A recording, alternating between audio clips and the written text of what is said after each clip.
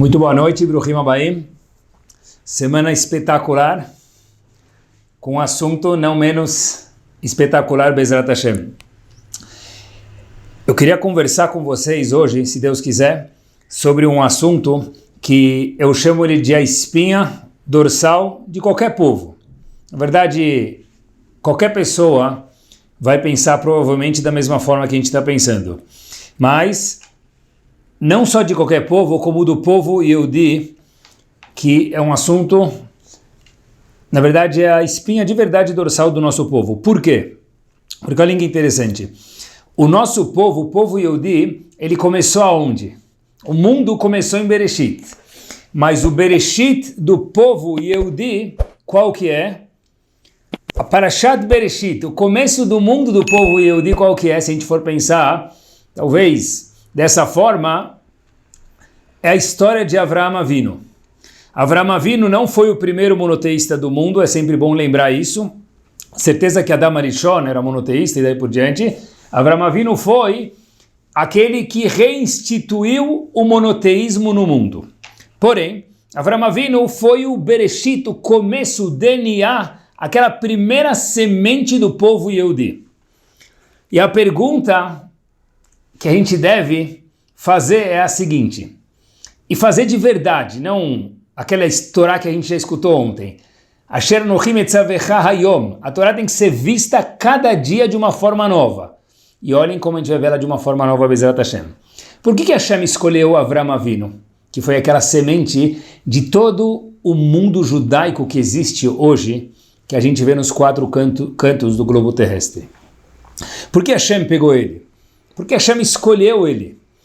A gente pode pensar aqui agora, eu gostaria de fazer esse exercício, enquanto a gente escuta o shiur, óbvio que em poucos momentos, de uma forma muito sucinta, mas eu fiquei pensando, quando a gente fala a palavra esponja de aço, o que vem na nossa cabeça? Bombril. Bingo. Quando a pessoa pensa em relaxar, tranquilo, férias, provavelmente ele pensa uma piscina, uma imagem do mar, uma limonada, aquela cadeira espreguiçadeira. É isso aí, são imagens que vêm à nossa cabeça. Leavdil, quando a gente pensa em Avraham Avinu, qual que é a imagem que vem à nossa cabeça? Qual que é a imagem que vem? Esponja de aço, bombril. Férias, piscina. E Avraham Avinu Leavdil, qual que é a imagem que vem à nossa cabeça? Por que Hashem escolheu ele? Então, vamos ver o que a gente sabe da nossa Torá. Avraham Avinu foi um dos pilares de Chesed, bondade. Correto. Avraham Avinu foi aquele que reinstituiu o monoteísmo. Correto. Avraham Avinu foi o símbolo da coragem naqueles 10 testes que ele teve. Um mais difícil do que o outro. E Avraham Avinu foi o símbolo de valores. Valores. Sabia escolher o que era correto e deletar. Jogar no lixo eletrônico o que não era correto. Olhem só que impactante. Chesed, monoteísmo, coragem contra todo mundo que fazia idolatria, valores, testes. É impactante olhar para a Torá, sempre de uma forma nova e verdadeira. Fiquei pensando, tudo isso que a gente falou de Avraham Avinu não é 100% verdade, é 101% verdade. É 1000% verdade. O único problema é que o jackpot de Avraham Avinu, a razão que nós dizemos sempre, em qualquer tefilá, Elohe Avraham, não foi por Chesed, não foi por monoteísmo, não foi por coragem, não foi por 10 testes, não foi por valores. Óbvio que tudo isso compõe Avraham Avinu, e é tudo muito importante. Mas qual foi o jackpot pelo qual Hashem escolheu Avraham Avinu? Olhem só que forte! A mesma Torá, e talvez a gente nunca tenha pensado nisso, porque a Torá é brilhante, e sempre dá para aprender alguma coisa nova juntos. É o seguinte, não sei, e como que a gente pode saber o porquê Hashem escolheu Avraham Avinu? Em que ponto específico Hashem escolheu Avraham Avinu? Olha, a resposta é óbvia, perguntando para Hashem. E como ele vai responder para a gente? Simples. Ele vai responder para a gente como ele sempre responde na Torá Kedoshá. Hashem conta para a gente na Torá Kedoshá que Avram Avinu não tem filhos, com Sará. De repente, Hashem falou para ele, olha, eu vou te dar filhos, um futuro, e esse futuro vai... Qualquer lugar que tiver máquina de Coca-Cola, ou mesmo que não tiver máquina de Coca-Cola, vão ter Yehudim no século 21. Qualquer lugar, Avram Avinu, vão ter Yehudim. E Hashem conta para Avram Avinu, olha, sabe o quê? Eu vou te contar o porquê eu te escolhi. Se foi por Chesed, por monoteísmo, por testes, por valores, por que eu te escolhi? Hashem conta para Avram Avinu o seguinte, em Parashat Vayera, o seguinte, que Edativ, Hashem dizendo para Avram Avinu, eu, maiúsculo, Hashem, sei, que o quê? Leman asher yetzaved banav, que você, Avram Avinu, vai ordenar os seus filhos, vet beto, toda a tua casa, quem mora com você, que não são só os filhos, tem esposa, tem outras pessoas que moram em volta, acharav veshameru et derech Hashem, que vocês vão cuidar da vontade de Hashem. Ou seja, porque Hashem escolheu Avram Avinu que é dativo, porque isso é a razão, diz Hashem. Não é pelo Chesed, não é pelo monoteísmo, tudo isso, óbvio que é importante. Isso compõe o Avram Avinu, mas o jackpot, aquela batida do martelinho final, por que Hashem escolheu Avram Avinu, e só a Torá pode contar isso pra gente, porque qualquer outra pessoa que falasse isso pra gente seria um chute no escuro.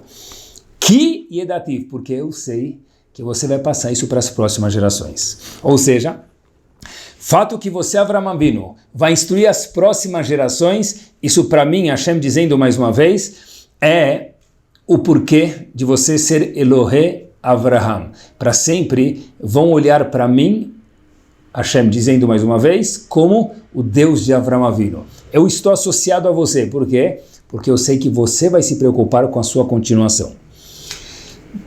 Deve ser, pessoal, eu fiquei pensando um pouquinho, uma pergunta, mas espera aí, eu fiquei assustado quando vi isso na Torá, porque se Avram Avinu representa a Chesed do monoteísmo e tudo que a gente mencionou, e foi uma surpresa que ele não escolheu Avram Avinu por isso, mas sim pela continuidade, porque de fato Hashem não escolheu Avram Avinu pelo Chesed, pelo monoteísmo and so on. A resposta eu acho que é o seguinte, porque Avram Avinu é uma pessoa limitada. Avram Avinu viveu um pouquinho mais do que 120 anos. Mas na história do mundo, que tem quase 6.000 anos, a história final do mundo tem no máximo data de validade 6.000 anos, Avram Avinu não viveu nem 10% disso em tempo. Avram Avinu é algo limitado. É sociedade, aqui companhia limitada. Avram Avinu Hashem queria transformar Avram Avinu em algo eterno. Como que dá para Avram Avinu transcender o tempo? Por mais nobre que Avram Avinu seja, por mais master que ele seja, ele sim foi óbvio, não precisa do nosso approval, mas Avram Avinu era uma fração da história do mundo. Avram Avinu se transformou na história do mundo uma vez que ele ordenou isso a seus filhos. Por quê? Porque um filho ordena o outro, isso não transforma mais em 150, 170 anos. Isso se transforma em 6.000 anos de história. Ou seja, por que Hashem escolheu Avram Avinu provavelmente? Não pelo Chesed, não pelo monoteísmo and so on, porque de novo, isso compõe Avram Avinu, mas por que ele não escolheu ele por ele? Hashem falou, olha, por você é limitado, Avram Avinu, porque ninguém vive para sempre. Mas um povo, sim, vive para sempre. Se você criar um povo, uma descendência, filhos, netos, Hinur, bisnetos, educação, continuidade, você virá eterno. E aqui, quando se fala hoje de Hinur, no nosso shiur de educação, e vamos ver porque eu não estou falando educação dos filhos somente, é educação no total, eu queria fazer um disclaimer, um aviso inicial. Sabem que no Mishkan, no tabernáculo, havia uma observação impactante. Uma das peças que Moshe Rabbeinu teve uma grande dificuldade de fazer ela era a menorá. A menorá, na verdade, é muito difícil de ser feita, apesar que hoje em dia tem máquinas e tem coisas maravilhosas que fazem joias lindas, mas a menorá tinha uma peculiaridade que até hoje era difícil de ser feita. Tinha que ser um pedaço só de ouro. Não podia se pegar um pedaço de ouro e mais um, e grudar, e colar, e soldar e fazer a menorá. tinha que ser algo feito, chamado na Torá Mikshahat, um pedaço só de ouro. Moshe Rabbeinu ficou com uma dificuldade, falou para Hashem, como que fisicamente eu consigo pegar um pedaço de ouro, fundir ele, transformar ele numa menorá, sem poder soldar peças distintas e formar uma menorá? Hashem fala para ele, olha, difícil mesmo. Tá bom, eu vou te ajudar. Joga o ouro no fogo e daí sairá uma menorá. Maravilha. Rav Yaakov Kamenetsky faz a seguinte observação, nada mais nada menos do que bárbara. Diz Rav Yaakov Kamenetsky um minuto. Não é só a menorá que tinha essa peculiaridade. Os kruvim, que ficavam em cima do Aron Kodesh, aqueles dois anjos, eles também tinham essa peculiaridade que tinham que ser feitos de um pedaço só de ouro. E por que lá nós não encontramos que Hashem falou para Moshe Rabbeinu também, joga o ouro no fogo e sairão dois kruvim? A gente não vê isso, por quê? Diz Rav Yaakov Kamenetsky o seguinte, porque a palavra queruvim, como a Gemara descreve no tratado de Sukkah, queruvia, queruvim são anjos, mas a palavra queruvim se refere a crianças. O fato é que os anjos tinham uma fisionomia, ou simbologia de crianças. Crianças representam o futuro da educação. Ou seja, olha, Hashem falou para Moshe Rabbeinu, menorá dá para jogar no fogo e virar ouro. Porém, em relação a queruvim, educação, futuro, crianças, não existem shortcuts, não existem atalhos, joga no fogo que vai sair a menorá. Aí vai precisar trabalhar, vai precisar quebrar a cabeça. Nesse caso, Moshe Rabbeinu, eu não vou poder te ajudar. Não você, Moshe Rabbeinu, para todas as futuras gerações, nós sabermos que em relação a Hinur não existe uma segulá. Talvez para muitas coisas existem segulot. Para Hinur não existe segulá de fritar alho, de colocar pulseirinha vermelha, dar duas cambalhotas, fazer halá depois de Pesach. Para Hinur não existe segulá.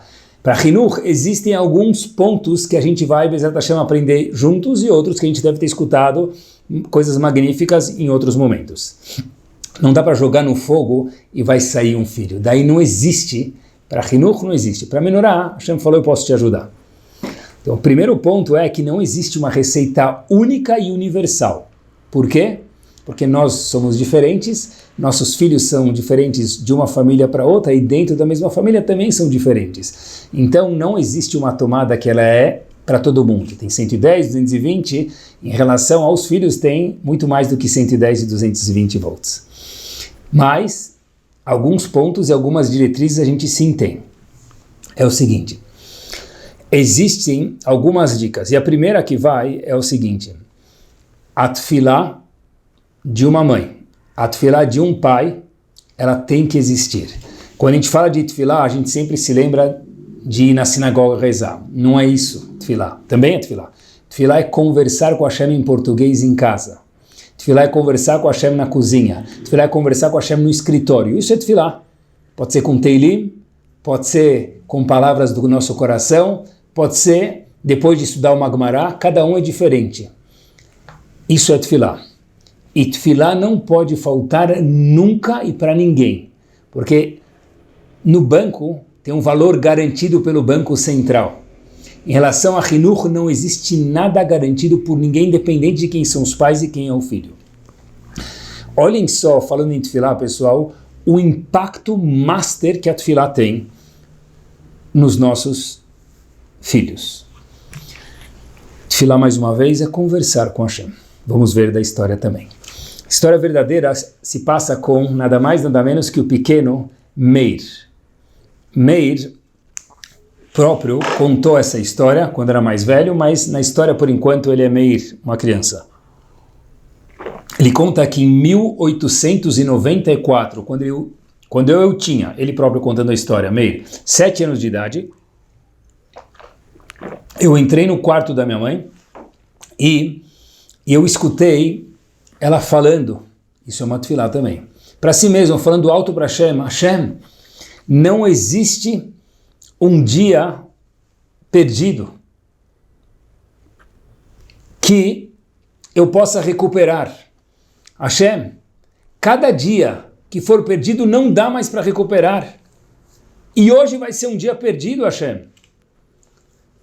E de repente eu vi minha mãe me conta com lágrimas.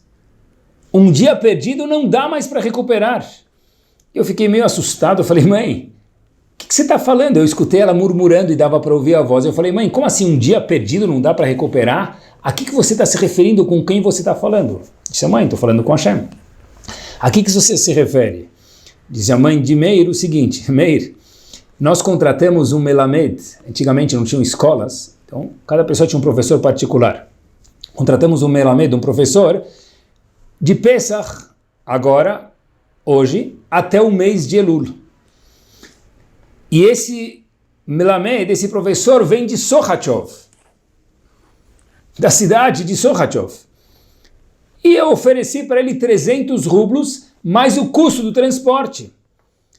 E Pesach passou, ele devia ter chegado já, e ainda não chegou.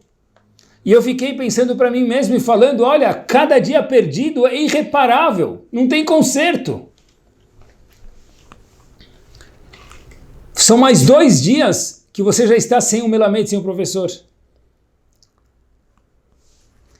E de repente minha mãe começou a chorar mais um pouco.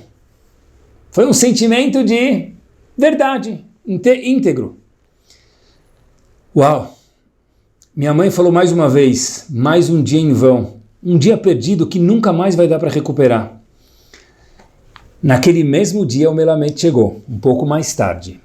E eu estudei com aquele mesmo melamed, disse Meir, por 6 anos. Os próximos 6 anos, aquele professor de Sochachov foi o meu professor por os próximos 6 anos. Eu entendi da minha mãe, da conversa da minha mãe com Hashem que eu escutei, do choro, daquela sinceridade da minha mãe, que a Torá é algo tão maravilhoso e cada minuto perdido, cada dia perdido é eterno. E qualquer esforço pequeno ou grande certeza é mais do que válido. E disse Meir, já no futuro, quando contou essa história, Rav Meir Shapira Milublin, o fundador do Daf Yomi, uma página do Talmud, onde você estiver, a mesma página nos 4 cantos do globo, cada dia. Olha, disse Rav Meir Shapira Milublin, quem sabe se não foi aquela sinceridade, aquela conversa da minha mãe, não estava no meio da Midah, não estava fazendo Teilim, conversando com Hashem, aquele choro, aquelas lágrimas, que um dia perdido nunca mais volta, que de mim saiu a ideia maravilhosa e poderosa de todos Yehudim do mundo, algum dia poderem, aonde quer que estejam, viajando de um lugar para o outro, estarem no mesmo Daf. E que a todo dia não se pare de estudar. Daf Yomi não tem recreio, não tem carnaval, não tem ponte, não tem feriado. Todos os dias Yom Kippur, Tisha B'Av, Rosh Hashanah, Purim, o dia que for, festa de aniversário, todos os dias tem. Rav Meir Shapira Milublin, olha, eu quero que, se cada dia é precioso, eu quero passar esse sentimento para todos os Yehudim do mundo. Disse ele, quem sabe se não foi essa sinceridade, essa tefilá da minha mãe que me fez fundar o que hoje é chamado de Daf Yomi. Isso é tefilá. E tefilá em correspondência a Hinur nunca pode faltar. Mais uma vez, tefilá é conversar com Hashem em português, em francês, em espanhol, em inglês. Qualquer língua, qualquer idioma, aonde estiver. A gente normalmente tem essa ideia errônea que tefilá é só no Beit HaKnesset na hora da Midah no Shomei Tefilá. Também, e é importante, mas não somente. Rav Meir Shapira Milublin disse, qualquer imã que quer ter um filho com midot, um filho Talmid Chacham, lágrimas, sinceridade e tefilá é o caminho. Tefilá é sempre necessário. Eu queria andar um passo adiante e que mais? Junto com o tefilá, a gente pode aprender em relação a Hinur juntos aqui agora. Hinur, fiquei pensando, é algo completamente diferente de todo o resto que a gente talvez possa viver. Em que sentido? Me explico. Yom Kippur, tem gente que usa, os ashkenazim usam aquele kittel, aquela roupa branca, outras pessoas têm um terno especial, e tem pessoas que fazem Tanit Dibur Yom Kippur, não conversam Yom Kippur inteiro sobre nada que não é Torá e Tefilá. Magnífico, mas Yom Kippur é um dia. Hashem está de olho na gente, vou me comportar melhor. E claro que é impactante e maravilhoso. Chodesh Elul é um mês de 12 meses. Pesach, se cuidar de não comer nada de Hametz na dúvida, tira da minha frente 7 ou 8 dias fora de Israel. Chinuch, educação, que foi pelo qual Avraham Avinu foi escolhido, 24 horas por dia, 7 dias por semana, 12 meses por ano. Ou seja, always, tu juro, não tem recreio. Chinuch é algo peculiar que não tem recreio, não tem momento de descanso. Mesmo quando está dormindo, também é algo relacionado a Chinuch. Por quê? Porque nossos filhos estão sempre em volta da gente, eles estão sempre olhando para a gente. Yom Kippur é um dia, Pesach são 7, 8 dias. Chinuch, always, tu juro, sempre.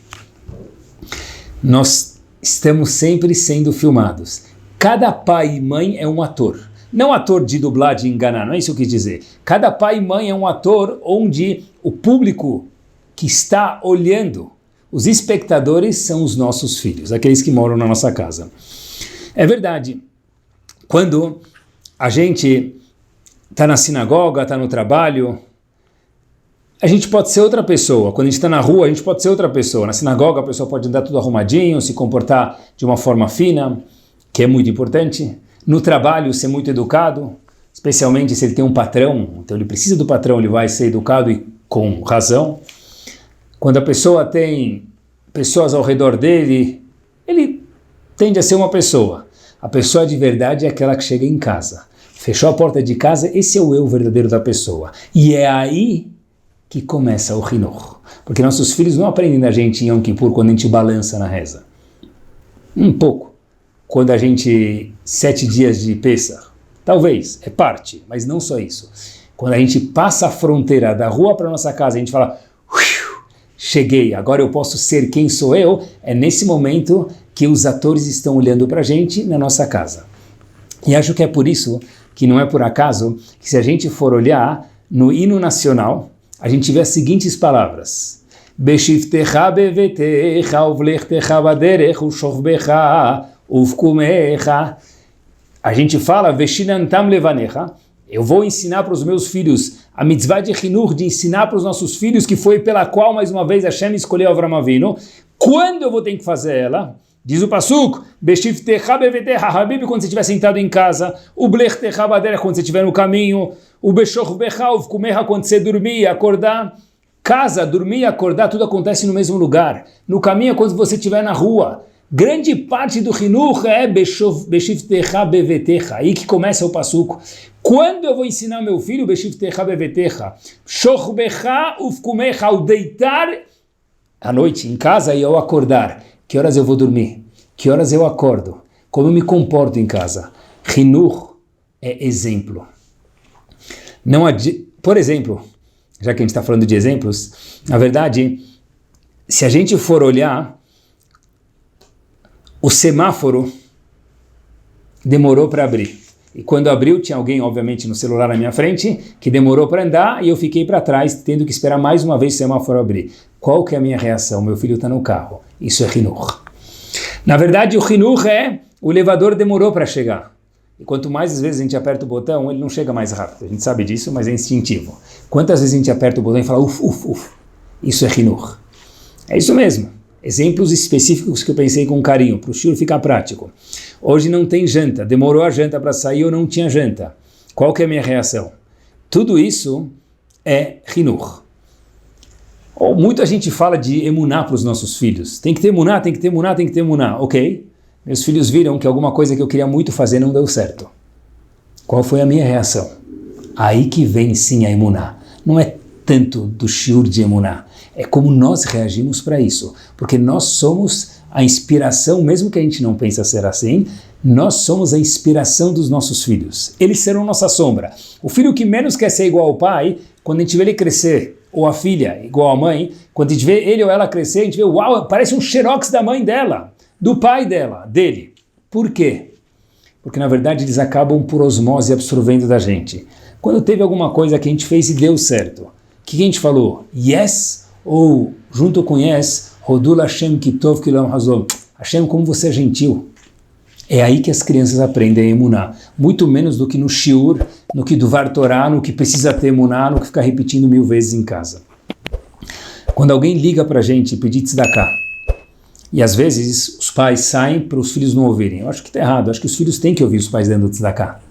Mas eles ligam para a gente fala, oh, agora eu não posso. E depois de 2 minutos liga um amigo e fala, como vai? A gente conversa meia hora. Talvez, se a gente está ocupado de verdade, fala, olha, posso te ligar daqui 5, 10 minutos e retornar para o filho ver. Isso é Hinur de tzedakah, muito mais do que 200 shiurim, que também são importantes. Brachot, falar para os filhos, olha, tem que fazer brachá alto. Não adianta. Tem que falar para nós mesmos, eu preciso fazer a brachá alto, sem gritar, obviamente, e de uma forma gostosa e sorridente. No momento certo, eles vão acabar engolindo e vão acabar sendo igual a gente. É isso mesmo. Outro dia, um menino falou para mim, num certo assunto peculiar, eu falei, olha, por que você está nesse quarto do hotel e não naquele quarto? Ele falou, olha, Rabino, porque sempre que eu viajo com meu pai, a gente vai com a nossa família, e sempre tem um quarto melhor, meu pai, assim disse o filho, meu pai cede para os irmãos, mesmo que os irmãos não são mais velhos do que ele. Acabou. Esse pai não precisa ter um shiur de Vatranut. O pai ensinou para o filho que o quê? Na vida, dê a preferência. Levater. Pronto. Hinur é lembrar que nós estamos no palco e, por conseguinte, não é chato, é o contrário, é uma oportunidade da gente poder crescer, porque tudo que a gente fizer vai virar um reflexo. E, meus queridos, já que a gente está falando de exemplo, mais um último exemplo prático ainda, já que esse é o ponto de Hinur, é ser um exemplo, olhem que impactante. Nossos pais ligam, pai ou mãe. Como que a gente atende eles? Isso vale muito mais do que 200 alachot que a gente ensina de Kibud Avaim na mesa ou o que for. Óbvio que tudo isso é importante ensinar as alachot, óbvio que eles vão aprender na escola, mas não é olha como você se comporta com o papai.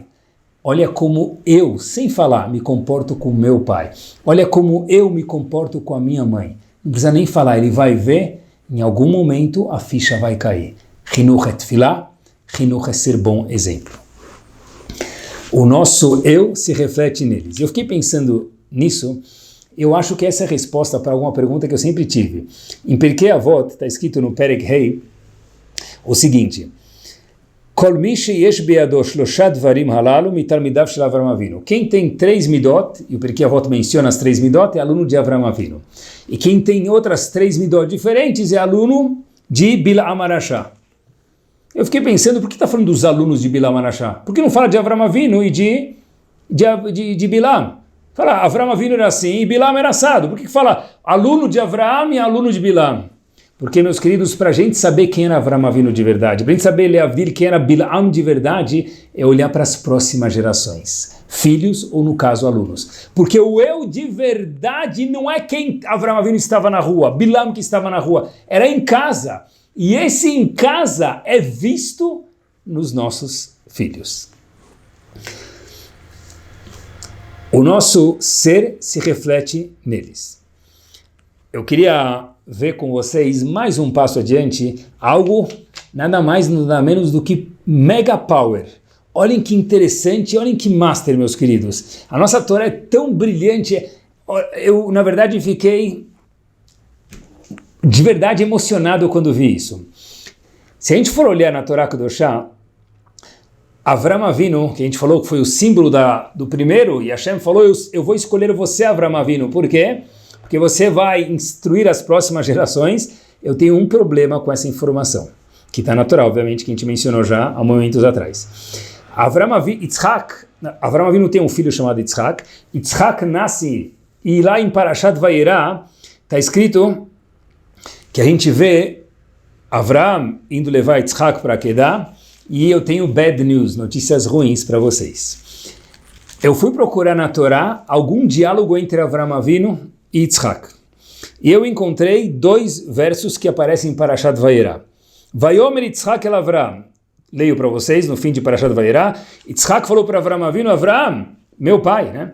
Ele não chamou o pai pelo nome porque é proibido, mas ele falou, Aviv, pai, aonde está o Korban que a gente está indo fazer? Eles estavam indo para Kedat Yitzhak, Yitzhak tinha 37 anos de idade, cadê o Korban? A gente está indo fazer a Kedat Yitzhak, cadê o Korban?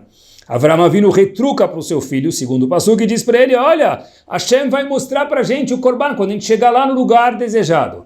Halas, Kadish, that's it, Rebi Hananiah ben Akashá Omer, finalizou. São os únicos dois psukim que nós vemos um diálogo de Avram Avinu com Yitzhak. Uau! Como assim? Avram Avinu foi escolhido por quê? Porque na verdade Hashem falou para ele, Habibi, você vai instruir seus filhos, é por isso, esse é o jackpot que eu te escolhi. Maravilha. E aí, cadê a instrução de Avram Avinu para Yitzhak? Aonde ele educou ele? Tem dois psukim, dois versos de diálogo que eu li para vocês, que é a caminho da Kedat Yitzhak, quando Yitzhak tinha 37 anos já de idade, e that's it, the end. Nós não vemos mais nenhum bate-papo, conversa entre Avram e Yitzhak, ou Yitzhak e Avram, whichever way. Qual que é a resposta? A resposta é que a resposta já foi dita. Isso é Hinuch. A Torá está vindo ensinar para a gente que Avram Avinu não falou nada para Yitzhak. Pessoal, de colocar um babador isso. O ser de Avraham, ser, S-E-R, o que ele era o maior Hinuch do mundo. Avram Avinu não precisava dizer nada. Só o fato de olhar para ele, Abu Sakana, Mashallah Alehon, isso já era o maior Hinuch do mundo. É isso. Esse foi o Hinuch. O exemplo de Hinuch. A que Hashem escolheu ele, nenhum diálogo entre Avram e Yitzhak. Por quê? Não que não haja diálogo de eles terem conversado e um pai não precisa dialogar com o filho. Óbvio que os tempos mudaram. Mas o maior Hinuch do mundo, e eu acho que é por isso que a Torá só conta pra gente dois psukim, falou, olha, teve uma instrução que precisou dar, halas, that's it. É o Avram Avinu ser exemplo para o seu filho. Magnífico. Um passo adiante. Olha, Hinuch não é fácil. Precisa fazer tefilá? Precisa. Lembrar que a gente está sendo 24 horas por dia sendo vistos, e na verdade isso não é algo pesado, é uma responsabilidade, mas é gostoso, que faz com que a gente possa melhorar e saber que tudo que a gente faz tem um impacto na próxima geração, e lembrar que Hinuch é ser exemplo. Olha, não é fácil, mas é a realidade. E que nós somos exemplos, a gente está sempre sendo vistoriado, Baruch Hashem, pelos nossos filhos, e que sempre seja com alegria. Eu fiquei pensando um pouquinho nas nossas geladeiras. Eu sei que ninguém lê, mas quando a gente compra a geladeira, ainda vem um folhetinho pequeno chamado manual. Tem um manual da geladeira. Quando a gente compra o fogão, vem o manual. O carro vem com o manual, o computador a gente não lê nenhum deles, eu sei. Mas vem com o manual, tá certo? Espremedor de laranja vem com o manual. Fiquei pensando, quando a criança nasce, cadê o manual desse menino, dessa menina? Não tem página 2, se tiver um problema de educação, item 2, 3, troca o fusível. Não tem. Coloca na tomada, chama o técnico. Cadê? Por que tudo tem um manual e Hinuch não tem um manual? Deve ser, meus queridos, que a gente também recebe o manual quando nós temos o nosso filho. Não, não é a Torá. Tá certo que a Torá é o manual, mas não é isso que eu quis dizer. O manual que a gente tem é aquela intuição, aquele feeling. O fato de nós termos um filho, ou uma filha, ou gêmeos, tanto faz, isso faz com que a Kadosh Baruch Hu dá para cada um de nós, pai ou mãe, uma certa intuição. Essa intuição é um presente de Akadosh Baruch Hu. O que a gente precisa, às vezes, que a gente se perde sem querer, é ter alguns ajustes. Mas o manual de instruções, ele vem junto com cada um dos nossos filhos, que é aquela intuição, aquele feeling, aquele sexto sentido. Às vezes com algum ajuste, com algum WD-40 com óleo para tirar um pouco a graxa, para tirar um pouco a ferrugem, mas todo pai e mãe pode ser o pai e mãe maravilhoso, o melhor possível para aquele filho ou para aquela filha.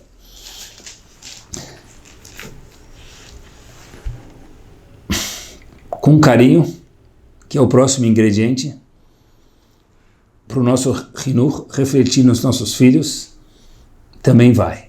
Tefilá, exemplo e agora carinho. A história se passa com um aluno muito difícil. História verdadeira. E aí, menino difícil, em todas as escolas tem, e aí os pais são chamados da escola, a escola olha para o filho, conversa com o pai, com o filho, psicólogo, etc. e fala, olha, a gente precisa da ajuda de vocês, o seu filho precisa de um profissional. Ok, se precisa, por que não? Os profissionais têm muita sabedoria. E chega no profissional, depois de algumas consultas, vem que o filho precisa de algum remédio para poder acalmar ele e fazer ele entrar no esquema da classe escola, obviamente que para isso precisa de um profissional. Voltamos. O menino fala, olha, eu até posso tomar, mas eu tenho vergonha, tem que tomar todo dia de manhã, diz o médico, num certo horário é o horário de aula, eu tenho vergonha de tomar esse remédio. Então, pensam juntos, pais, escola, psicólogo, psiquiatra, a gente tem uma ideia. Olha, a gente vai tomar esse remédio perto do recreio e a gente vai achar um jeito com o teu professor. Então, chegaram a uma certa ideia de o quê? Pedir, o professor vai num certo horário lá, todo dia, pedir para o aluno, falar, olha, eu preciso tomar um café, quem pode ser o meu ajudante? E o aluno vai escolher aquele menino e é o menino que vai sair, pegar o café do professor, ele aproveita, toma um copinho d'água, bluft, engole o remédio e pega o café do professor e dá para o professor. Assim todo mundo vai achar que ele está saindo pegar o café do professor, o professor vai tomar aquele meio cafezinho lá, o que for, e o aluno vai tomar o remédio nesse inteirinho. Maravilhoso, fizeram um teste, 1 dia, 2 dias, 10 dias, o médico falou para esperar algum tempo, depois de 2 semanas já viram uma melhora. 3 semanas, 4 semanas e durante algum período assim longo, o menino ficou outra pessoa. A escola fez questão de ligar para o profissional, chamar o pai e os filhos, o filho, e falar, olha, você é outra pessoa.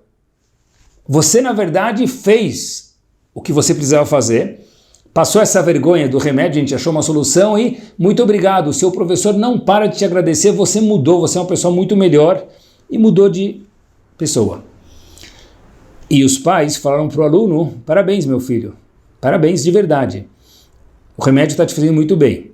Aí o filho fala para os pais, como assim, remédio? Fala assim, aquele remédio que você está indo todo dia pegar o café, o remédio, você sai lá com o remédio, você não sai? Falou, claro. Falou, e aí é isso que está te fazendo bem. Aí o filho fala para o pai, eu tenho vergonha de tomar aquele remédio. Então os pais perguntam para o filho, e o que você faz com o remédio cada vez que sai? Ele fala, olha, eu coloco o remédio no café do professor.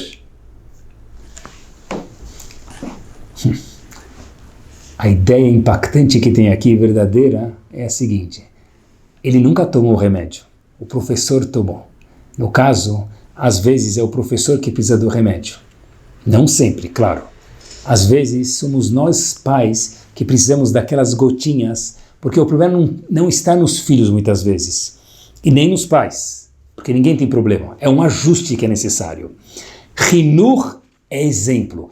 Esse exemplo tem que vir de nós muitas vezes, ou quase que sempre ou sempre, e as gotinhas têm que ir no copo de café do pai e da mãe, que automaticamente se transborda para as crianças. É isso mesmo.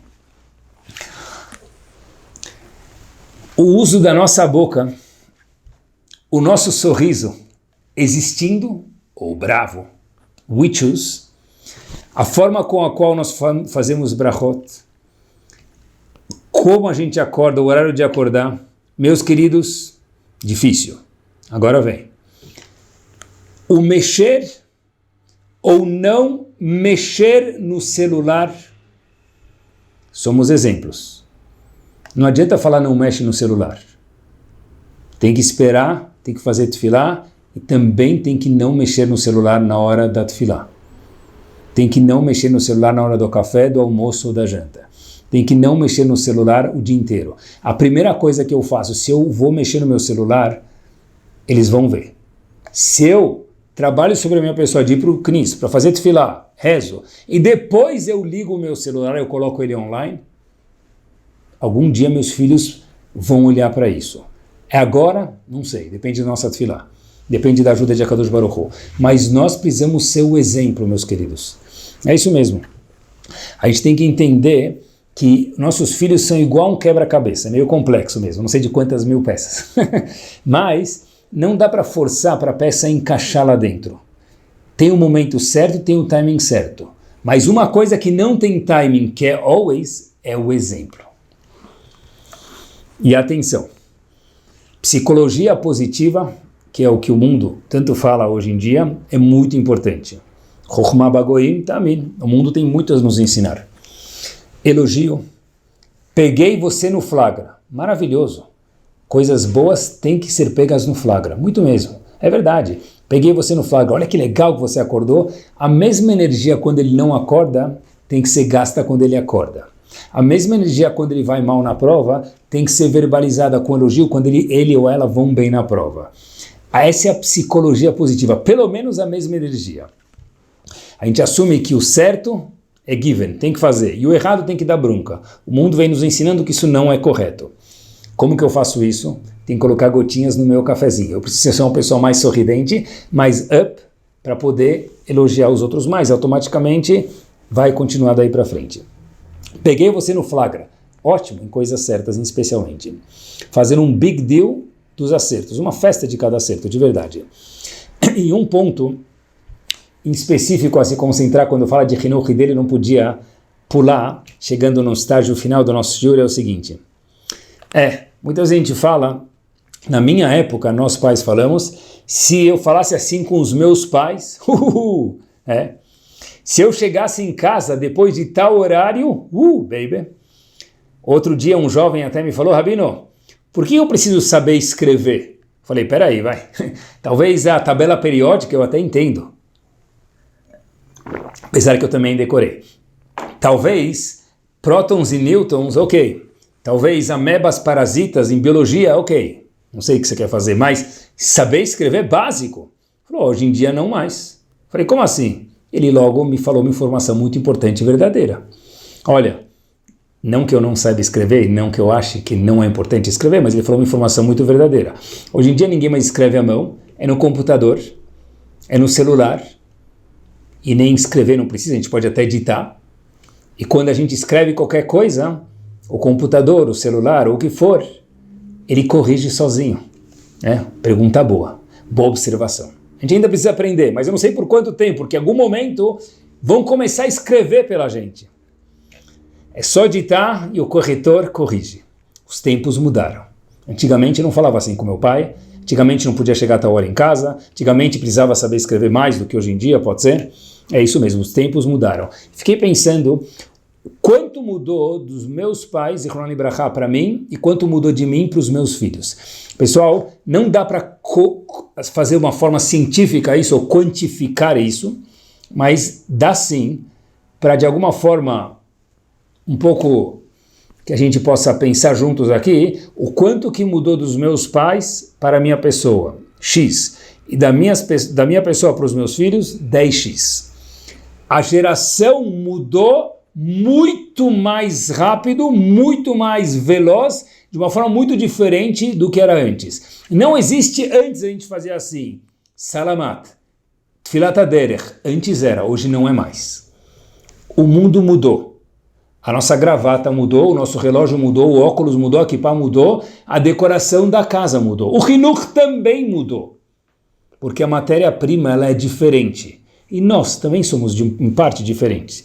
Mas a gente tem que ficar esperto e lembrar que não dá para educar uma geração hoje como nós fomos educados antes. Por igual que todo mundo muda, eles também mudaram. Mas uma coisa é verdade. Isso tudo é verdade. Mas uma coisa ainda tem que existir. E talvez eu acho que esse é o desafio em relação a Hinuch. De verdade, pensei muito tempo antes de falar isso para vocês. Escrevi aqui, como sempre faço no meu shiur. Pensei em que falar para vocês. O desafio em especial, hoje em dia eu acho, quando se fala de Hinuch, é o seguinte. Olha, hoje em dia a gente tem celular, computador, mas os pais ainda têm que ser pais. Porque Hinuch é onde tem um pai que educa um filho, um professor que educa um aluno. De forma de exemplo, com amor, com tefilá, como a gente mencionou, mas tem que ter instruções, tem que ter uma certa hierarquia. E o argumento que a gente escuta no século XXI é o seguinte, cada vez mais, Eu não quero limitar o meu filho, porque quem sabe lá, se eu limitar meu filho, quem ele vai procurar? Pode ser uma pessoa muito pior do que eu. Então eu prefiro ser uma pessoa gentil com ele e, por conseguinte, ele pelo menos fica meu brother. Lindo, maravilhoso, mas no português claro, olaiá. Que pena. Isso não é chinuch, isso não é pai, isso não é mãe. Eu gosto dele, eu amo ele. Mas, da mesma forma que a gente fala para um filho, essa bala não é kasher, e ele não come, ou qualquer coisa, cada um no nível dele, os pais têm que limitar os filhos. De uma forma carinhosa, educada e ponderada, e não toda hora não, claro. Mas não existe, já que eu gosto dele, ele faz o que ele quiser. Não existe, é difícil demais isso. É fácil falar, mas é difícil, mas a gente tem que internalizar isso e agir.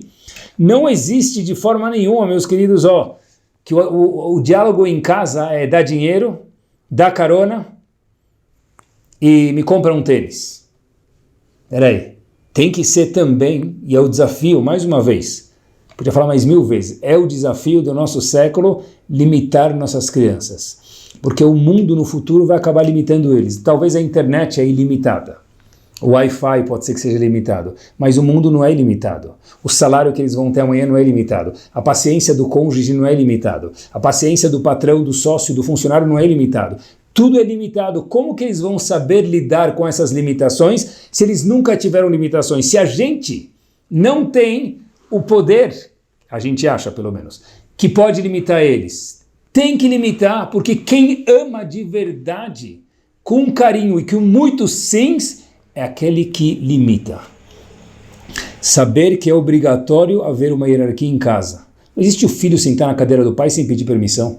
Eu estou sendo gentil com ele. Eu estou destruindo o chinuch na minha casa.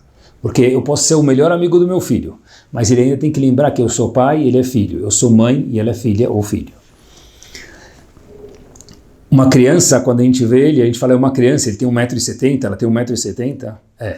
Mas ainda assim é uma criança. Tem 16 anos, ainda assim uma criança. Está me chamando de criança? Não estou falando isso para ele, mas para nós pais a gente tem que falar. Ele é uma criança, tem muitas coisas que ele não sabe, tem muitas coisas que o cérebro dele ainda está em desenvolvimento, não aprendeu, tem coisas que precisam de maturidade que nós ainda estamos aprendendo, mas muito mais do que eles, e outras coisas que a gente sabe de uma forma maravilhosa, eles não sabem. Nós somos o balde de instrução que a gente passa, o barril de instrução para eles. Tem que ter limites. Quem ama, limita, com carinho, mas quem ama, limita. Não existe liberou geral. Meu filho pode chegar a hora que, em casa que ele quiser. Talvez antigamente era às 10, pode ser que agora é às 11, é meia-noite, cada casa é diferente, mas algum limite tem que ter. Algum limite de compras tem que ter. Algum limite de horários tem que ter. Algum limite de educação tem que ter. Não existe uma casa liberou geral. Isso não é amar os filhos. Porque se a gente se comportar de verdade como pais, a Siyata Dishma de Akadosh Baruch Hu vem. Porque para que haja um Kibud Avaim, respeitar o pai e a mãe, tem que ter pai e mãe em cima de criança. Porque se é todo mundo igual, não existe Kibud Avaim. E com essa história nós finalizamos. A história se passa com o Rafi na Yeshiva, quase que na Yeshiva, já indo embora da Yeshiva. Rafi foi expulso de uma Yeshiva e de uma segunda Yeshiva. E falaram agora, a história dizia que ele melhorou, foi aceito numa terceira escola. Quando ele chega na nova escola, ele é bonzinho e falam, uau, milagres acontecem, mas obviamente que a alegria de pobre, como dizem no mundo aí, dura pouco. O milagre é por tempo limitado, e 2, 3 semanas depois que Avi entra na escola, na terceira escola, ele já mostra as caras no português bem claro. O professor dele, o Rav, da classe dele, da Kitá dele, descobriu que Avi tem 14 irmãos. Talvez uma atenção um pouco menor em casa. Assim é a história verdadeira, assim que aconteceu, assim que a gente vai contar ela, obviamente. O professor fica na dúvida, se consulta com pessoas mais capazes do que ele, nesse field, e vai aprender como que lidar com Avi, etc e tal, e escreve para Rafi, melhor dizendo, não Avi, Rafi, escreve para ele, olha, aqui está meu telefone, quando você precisar me liga, e ele tenta seguindo orientações, como a gente falou da psicologia positiva, procurar elogios, e cada vez que ele via um elogio, ele escrevia para o aluno, deixava o bilhetinho na carteira dele, parabéns que hoje você fez assim, parabéns por essa melhora. Cada pequena melhora era feito um big fuzz disso daqui, uma coisa gigante. E o professor levou ele, o Rav levava ele de vez em quando para andar de bicicleta, comer uma pizza, jogar boliche, e esse menino passou do elementar, do fundamental para o elementar, saiu da escola, e óbvio que o Rav acabou perdendo o contato, que a vida segue, outros alunos vêm, e o Rav continuou trabalhando lá. Anos depois, na porta daquele Rav, ele escuta alguém tocar a campainha e bater a porta. Entra uma pessoa, direto, já dá um abraço nele, e fala para ele, Mazal Tov, dá um beijo. O Rav, obrigado, fala, olha, Habibi, eu acho que você deve estar se confundindo, eu nem sei quem você é. Aí esse menino fala, minha filha ficou noiva, e dá um abraço de novo no Rav. Aí o Rav fala para ele, Shu, noiva? Noiva do quê? Eu quero compartilhar a tua alegria, mas eu nem sei quem você é, desculpa. Disse esse senhor, que era pai da menina, para o Rav, fala, olha, você não me conhece, mas eu te conheço muito bem. Eu sou aquele aluno Rafi que você me ajudou há muito tempo atrás. Talvez você mal está lembrado. Eu queria te contar uma coisa, e com isso nós terminamos. Eu estou hoje aqui com essa minha esposa, casando a minha filha, graças a você, Rav. Porque se não fosse o seu carinho, o seu exemplo, a sua tefilá e a sua atenção, eu nunca estaria aqui. Então, de fato, você, mesmo sem me conhecer, acaba sendo, sem lembrar muito bem de mim, quer dizer, me conhecendo, mas lembrando talvez não tão bem de mim, acaba sendo o avô dessa menina. E merece de verdade o maior Mazal Tov do mundo. Besiata Dishmaya, que a gente possa ter o zehut de ensinar os nossos filhos da melhor forma possível e ver frutas magníficas do jeito que eles são e o esplendor, a luz que eles têm para dar para o mundo. Muito boa noite.